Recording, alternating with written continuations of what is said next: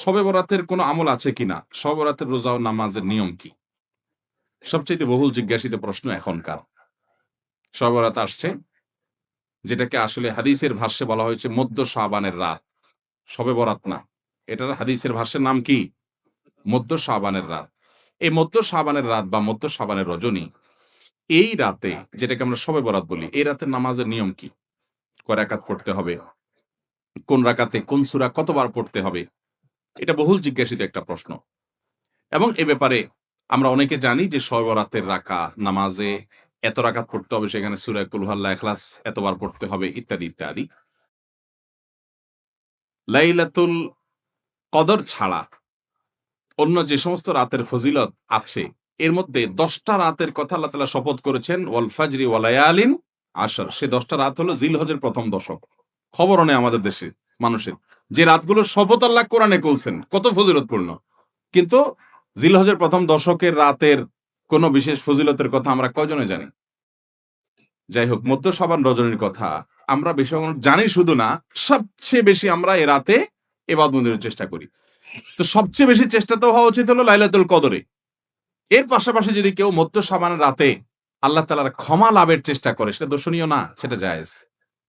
এ রাতের এতটুকু ফজিলত অবশ্যই প্রমাণিত যে আল্লাহ রাব্বুল আলামিন এ রাতে হিংসুক ছাড়া, মুশরিক ছাড়া বাকি মানুষগুলোকে সাধারণ ক্ষমা ঘোষণা করেন। অতএব এ রাতের একেবারে কোনই ফজিলত নেই, ব্যাপারটা সেরকম না। বিভিন্ন হাদিসের আলোকে এটুকু অন্তত সাব্যস্ত হয় যে আল্লাহ তাআলা হিংসুক এবং আপনার মুশরিক ছাড়া, মানুষের পিছে লাগে শত্রুতা, এই মানুষ ছাড়া বাকি মানুষকে মাফ করে। তাইলে মধ্য শাবানের রাত বা যেটাকে শবে বরাত বলছি আমরা, এই রাতের মূল আমলই হলো, এটাকে কেন্দ্র করে মূল আমলই হলো নিজেকে শিরক এবং হিংসা থেকে পরিচ্ছন্ন করা, সাধারণ ক্ষমার উপযুক্ত করা। এটা হলো মূল আমল, বাস। এর বাইরে আপনি ক্ষমা লাভের জন্য যদি চেষ্টা করেন, সেটা কোনো দর্শনীয় বিষয় নয়। তবে এই রাতকে কেন্দ্র করে বিশেষ ফরম্যাটে নামাজ, রাত জেগে, তারপর বিশেষ ফরম্যাটে ইবাদত, এই সূরা এতবার, এই নামাজ এত রাকাত, এরকম কোনো কথা কোরআন হাদিসে বর্ণিত হয়নি। এগুলো আমরা মনগড়া বানিয়ে নিয়েছি। এবং যদি এরকম কোনো ফরম্যাট আমরা ঠিক করে নিয়ে সেভাবে ইবাদত করাটাকে আমরা এ রাতের আমল, শরিয়া সিদ্ধ আমল মনে করি বা সুন্নাহ আমল মনে করি বা কোন হাদিস নির্দিষ্ট আমল মনে করি, তাহলে এটা বেদাতে পর্যবসিত হবে। অতএব বাড়াবাড়ি এবং ছাড়াছাড়ি, এই ২ টি আমাদেরকে পরিহার করতে হবে। যতটুকু আছে ততটুকু আমরা আমল করব এবং সে আমল অনুযায়ী আমরা চলার চেষ্টা করব। শবে বরাতে সবচেয়ে বেশি মানুষ মসজিদে কেন ভিড় জমায়? বলেন তো? শবে কদর বেশি ফজিলতপূর্ণ না এই রাত? শবে কদর। কোন তুলনা আছে শবে কদরের সাথে কোনটার? কিন্তু শবে কদরে কি এত মানুষ ইবাদত বন্দেগী করার চেষ্টা করে? শবে বরাতে যত করে। কারণ কি? মিষ্টির জন্য বলে। খারাপ বলেন নাই।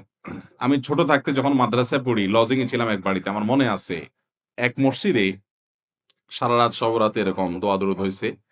এবার শেষে মিষ্টি বিতরণ হচ্ছে, জিলাপি দিত আরকি তখন। তো জিলাপি দেয়া হচ্ছে। তো এক আল্লাহর বান্দা তার যে জিলাপি দিচ্ছে সবার ২ টা ২ টা করে দিচ্ছে, ভুলে তার একটা পড়ছে। পরে সে জিলাপিটা নিয়ে এসে বাইরে ওই মুয়াজ্জিন বেচারার ১৪ গোষ্ঠী গালিগালাজ করতে, করতে বলতেছে যে, "সারারাত বেটা সবচেয়ে বেশি কানলাম আমি, আর দিছে আমারে একটা।"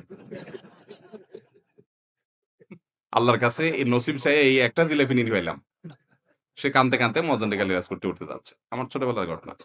যাই হোক, তো মিষ্টির জন্য যায় না, এটা পুরোপুরি সঠিক না। এত অভাব পড়ে না যে সারারাত মানুষ মসজিদে পড়ে থাকবে একটা একটু মিষ্টি একটা প্যাকেটের জন্য। আমার মনে হয় না। আমার যেটা মনে হয়, সবচেয়ে বেশি মানুষ এ রাতে ইবাদতবন্দির চেষ্টা করে। কারণ মানুষ মনে করে এ রাতে ভাগ্য নির্ধারণ হয়। অতএব এক রাতে ইবাদতবন্দি করে যদি সারা বছরেরটা ফাইনাল করে ফেলতে পারি, মন্দ কি? এই হলো মূল কাহিনী। আল্লাহ তাআলা আমাদেরকে বিশুদ্ধ পদ্ধতিতে ইবাদতবন্দি করার তৌফিক দান করুন।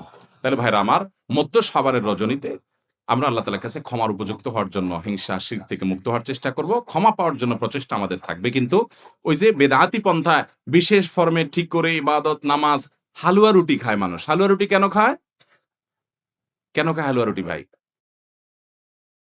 সারা দেশে অনেক জায়গায় এখনো এটা হালুয়া রুটি ঐদিন বানাবেই বানাবে মানুষ। হালুয়া রুটিটা কেন হয় বলেন তো? বলে যে নবী সাল্লাল্লাহু আলাইহি সাল্লাম উহুদের যুদ্ধে তার দন্দান মোবারক শহীদ হইছে। এইজন্য উনি শক্ত খানা খাইতে পারতেন না, হালুয়া খাইতেন। এইজন্য আমরা হালুয়া খাই। আরে ভাই, নবী সাল্লাল্লাহু আলাইহি সাল্লামের দাঁত ভাঙছে ১ম কথা হলো, এটা শাবান মাসে ঘটেই নাই। ওটা ঘটছে আরেক মাসে। আপনি এটা এই মাসে আনলেন কোত্থেকে? আচ্ছা, তারপরেও যদি ধরে নেই এই মাসেই হইছে। তো উনার দাঁত ভাঙছে কাদের আঘাতে? মুশরিকদের আঘাতে। তাই না? আল্লাহর দুশমনদের আঘাতে।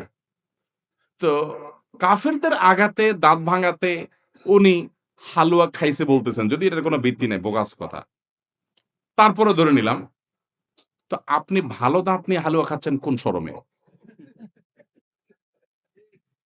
আপনার বাপের একটা শত্রু আছে। আপনাদের ফ্যামিলির একটা শত্রু আছে। সে আপনার বাপের ধরে আচ্ছা করে মেরে ঠ্যাং ভেঙে দিছে।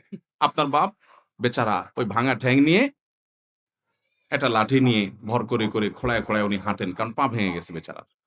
আপনি আপনার বাবার ওই যে শত্রু, যে আপনার বাপের পা ভাঙছে, ওই শত্রুর সাথে আপনার বিরাট দরম-বরম দোস্তি। চা দোকানে আড্ডা-ফাড্ডা মারেন, সব জায়গায় ঠিক আছে।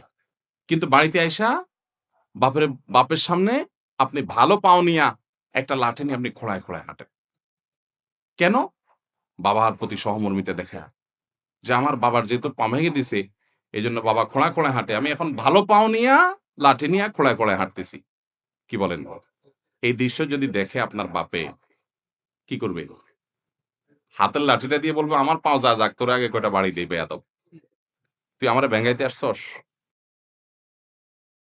আমার পা ভাঙছে যারা, তুই পারলে তাদেরকে বিচারের আওতায় আনবি, তাদের একটা বিহিত করবি। সেটা না করে তার লগে তলে, তলে তোমার সম্পর্ক। তুমি আসছো আমার এখানে নাটক করে আমার সহমর্মিতা জাহির করতে।" নবী সাল্লাল্লাহু আলাইহি সাল্লামকে যারা দাঁত ভাঙছে তাদের সাথে তো দোস্তির কোনো কমতি নেই। তাদের প্রতি তো আপনার সহমর্মিতার কোনো কমতি নেই। ওয়ালা বারা বলতে কিচ্ছুই নেই। কিন্তু আপনি হালুয়া খাইয়া ভালো দাঁত নিয়া আপনি নবী সাল্লাল্লাহু আলাইহি ওয়াসাল্লামের প্রতি সহমর্মিতা প্রদর্শন করছেন। এর চেয়ে হাস্যকর আর কি হতে পারে? আল্লাহ আমাদেরকে সঠিকভাবে দিন পালন করার তৌফিক দান করুন। শবে আসলে ওই যে আগে একসময় আমরা দেখতাম পটকা ফুটতো, বাজি ফুটাইতো। যাক আলহামদুলিল্লাহ এগুলো পুলিশ প্রশাসনের নির্দেশনার কারণে থামছে। এরপরে ওই যে আতশবাজি করা, রাতে গোসল করা, অনেক তামাশা আমাদের সমাজে আছে শবে কেন্দ্র করে। শত, শত বেদাতের আয়োজন এই রাতকে কেন্দ্র করে আছে। আল্লাহ আমাদেরকে এগুলো থেকে বেঁচে থাকার তৌফিক দান করুন।